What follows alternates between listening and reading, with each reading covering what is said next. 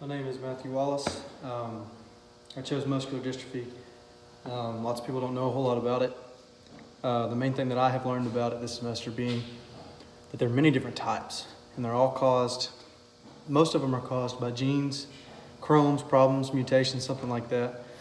I chose myotonic, which according to one of my sources is one of the most common.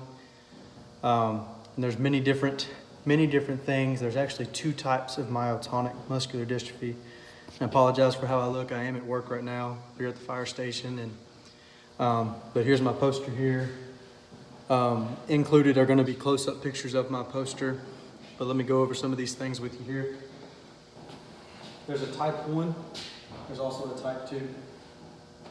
Type 1 is also known as Steinert disease, which is something actually I have heard before. I have ran on muscular dystrophy patients, and everything that these sources talked about, everything that they went over, has to do with things that I have actually physically seen. Now there's a chromosome 19. It's called DMPK, and there's going to be a mutation or an elongated section that's going to cause the muscular dystrophy, and that's type 1 and type 2. The symptoms, though, it's what I think muscular dystrophy, I think you see people who have braces on their legs, braces on their ankles, stuff like that.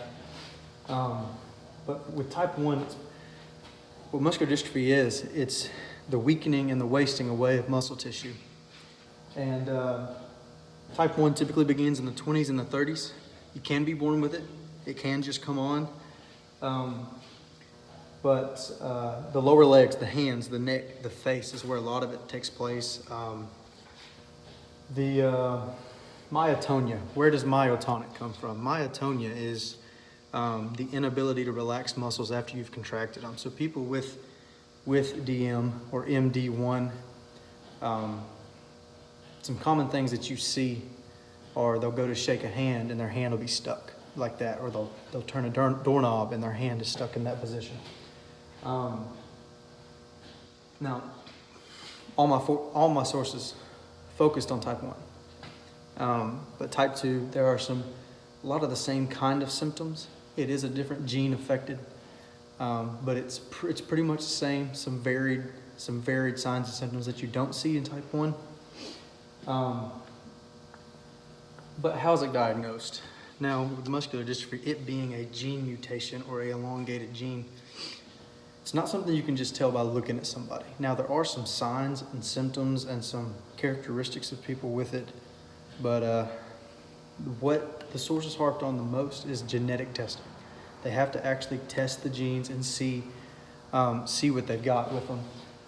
There's no cure. There's no treatment.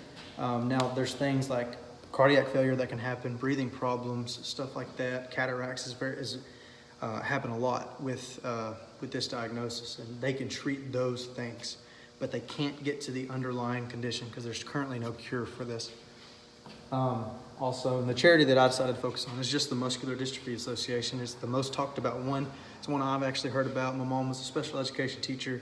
I've been around people with muscular dystrophy. Not all of them have learning disabilities, but it is a fairly common thing.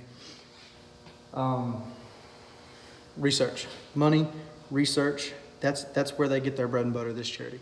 They also do a summer camp for people with muscular dystrophy to teach them how to do vital life skills so they can live as long as they possibly can, and teach them how to live with the complications that they're going to face. Included on my poster there is also my references in APA format for very information-packed websites, just with stuff about muscular dystrophy, how to live with it, how to try to live a normal life the best that you can.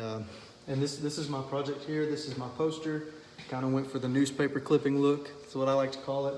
But I'm going to include close-up pictures of all my poster and my references there. My name is Matthew Wallace again. Thank you.